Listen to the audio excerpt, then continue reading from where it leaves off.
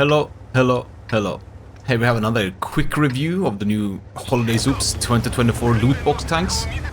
And this is the Type 63, the new Japanese heavy tank line that's coming up. Well, this is obviously the premium one. And it got an aim within an aim. And I have to be frank, I don't know how it really works. I mean, you have a cooldown period. After some time after you fire, you go back to like the better aim. So if you pay attention to the circle, like after some time, it goes back down to the smaller aim from the bigger aim. So if you keep shooting, you keep having bad aim with it. It comes up only like when you're in a DPM fight, but other than that, it does not. I think that's how it works, actually. But if you're missing out on a Huldan monster, this is the new Huldan monster out there. It got, what was the armor again? As I check my spreadsheet, yeah, 175, but it's very angled. When I checked up on tanks.gg, where I check all my like live armor and the armor plating of the tanks, it's ridiculously good frontal turret armor. The weak points that you can shoot at it is right next to the gun. And here I'm waiting for this TS5 to make his move. He's gonna push in, is he not gonna push in? He's gonna not push in, so I'm like, okay, I'm gonna take the peek then. And I have an ELC literally 60 meters from him, and he's not spotted. I realized behind me that there are a bunch of the tanks out there. If my reload is around 8.7, 8.9 seconds reload. The ISM is pushing in, but I can't really cover him, because he's a little bit... took a little bit of too much damage to get there. I realize we're a little bit weaker here, so I'm not gonna be peeking closely. The ISM is absolutely one shot, can't really do much. The Alpha is 320, it's not much, but it's something.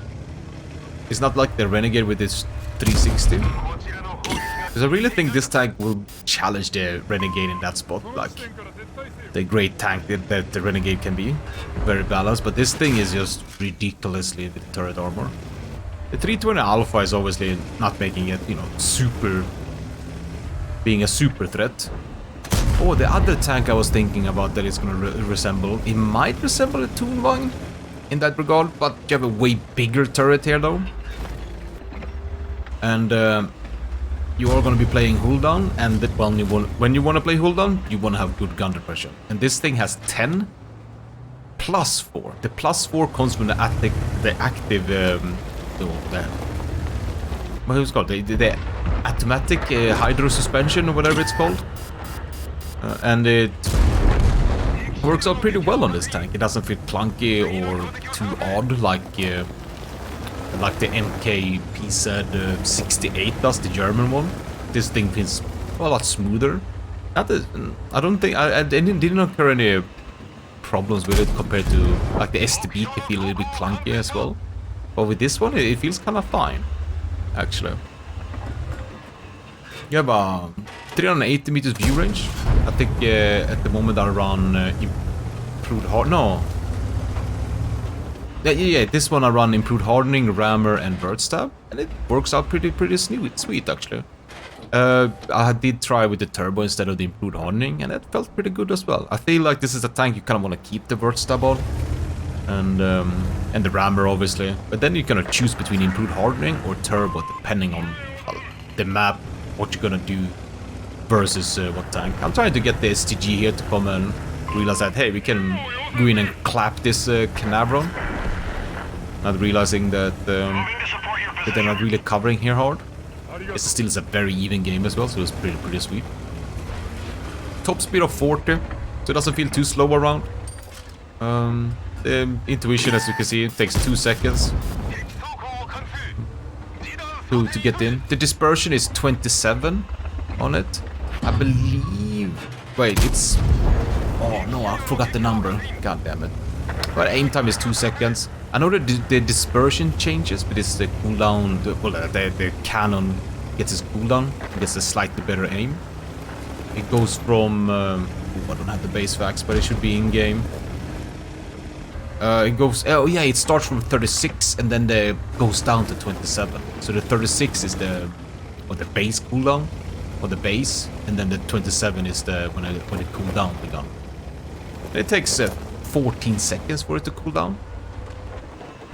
The sort of the gun handling, but often like when you need to use the DPM, you are in these situations where you're way more closer to the target. The tank is actually weak when it comes to side scraping.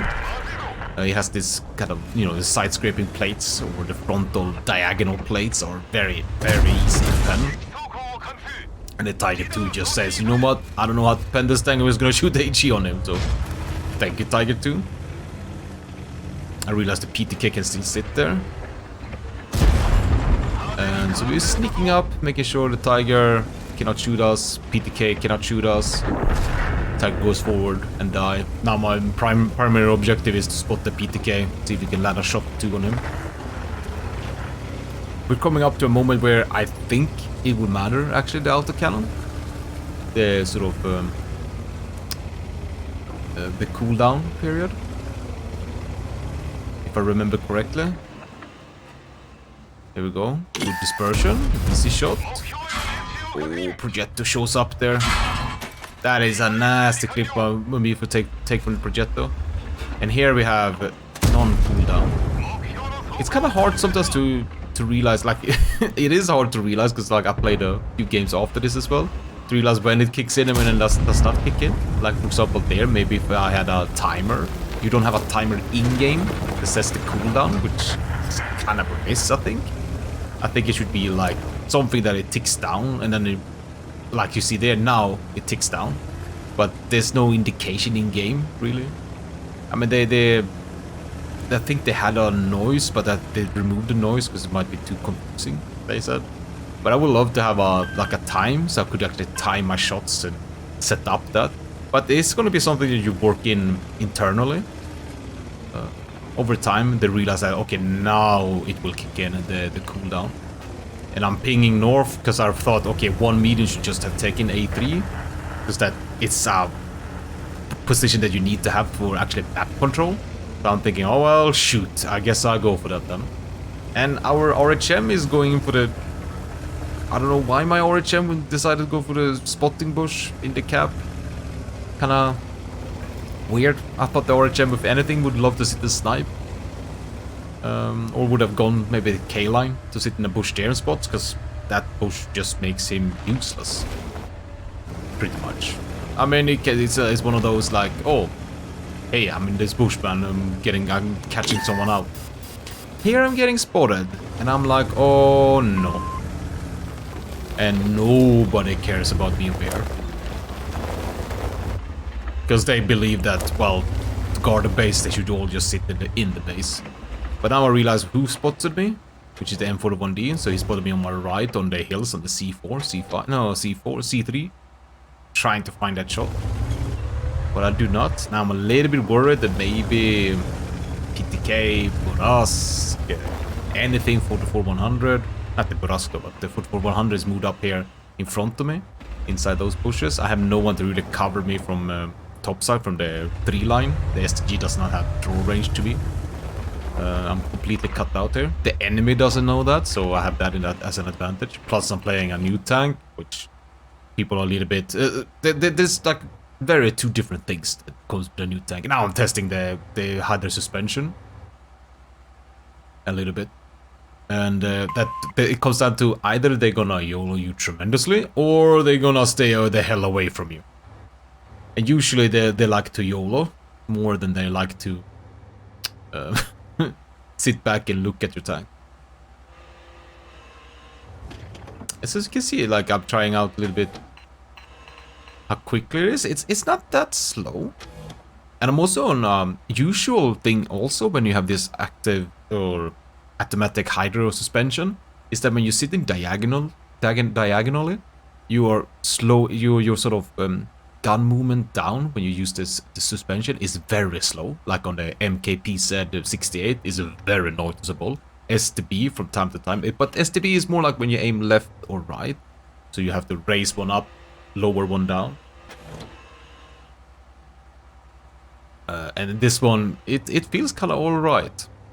It does kick off at what's that? The breakpoint, I think it's 20...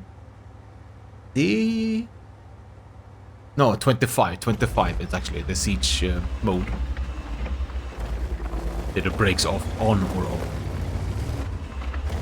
I'm trying to actually line up some shots to see if I can blind A6. Oh, and I get spotted. Someone hits right in front of me. Lucky, lucky, lucky, lucky I am here, man.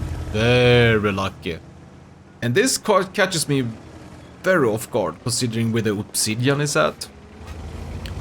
And I'm thinking he must be close. He must be somewhere. I mean, he could be... Is he on C3 maybe? No, he's been sitting on A4, A5 there. So he wasn't so close as I thought it would. Caught me a little bit off guard, man. So he snuck into that bush again. And here we... Maybe here again, we could have waited for the autocannon to reload, or not the autocannon, the gun to cool down. But since I don't have a timer, I'm not sure. Oh yeah, the heat pen is 290, give or take.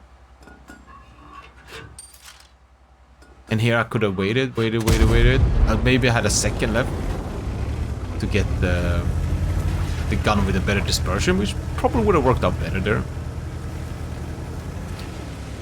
But I'm deciding I'm gonna move up. I have the sort of surprised advantage. There's a lot of one-shot. The 122 projector is not a one-shot, but it's close to it.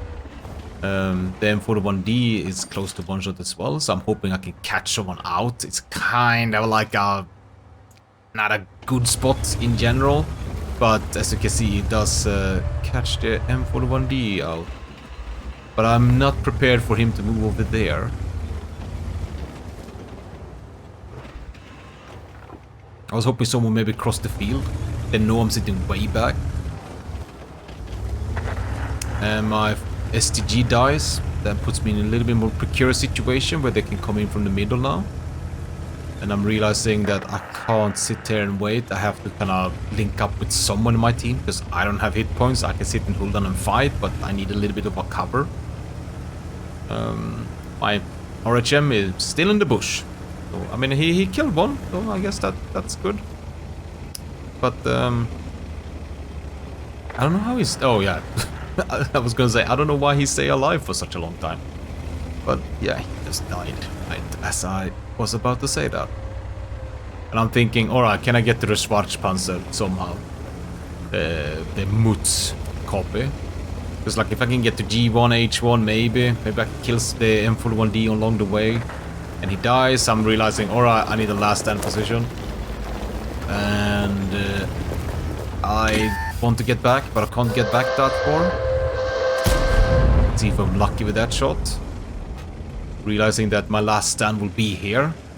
There will be no one else but me now in the game.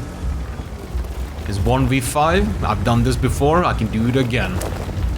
As my last stand Viking sound is going off, we are going in for it, ladies and gentlemen. Don't realize the M41D, not looking at the map. Realize now, there we have him. He's not too quick on the trigger. Project is a two-shot for us. Down the 22 is a one-shot. T44 100, I don't know his hit point just yet. PTK might be a one-shot. 122 is looking. We got him as well. We are a little bit hyped up. We know the projector's incoming. We know the 44 is coming. Oh shit, projector incoming. Can we bounce 2 shots? 3 shots? No, don't bounce anything. And we're dead. Good try, good try. Oh, okay, the PTK was a little bit more than a one shot. I had to be lucky with him. But that's my quick review of the Type 63. It's gonna be the new Huldan monster out there on Tier 8. So thank you so much for watching. If you want to know more about the tanks, you can just scroll down in the description. Check out the tanks.gg. You can put it together however you want to see the tank. And, oh yeah, I forgot to talk about how I feel about the gun. It's good. It's a good gun. People are gonna say, oh, it doesn't have the high alpha. It doesn't have 360, 400 alpha. I think with the awesome turret, the 320 alpha, it's gonna be completely fine. It's gonna completely fine. This thing is gonna be a tough nut to crack on the battlefield, I believe. But thank you so much for watching, and I hope I see you around.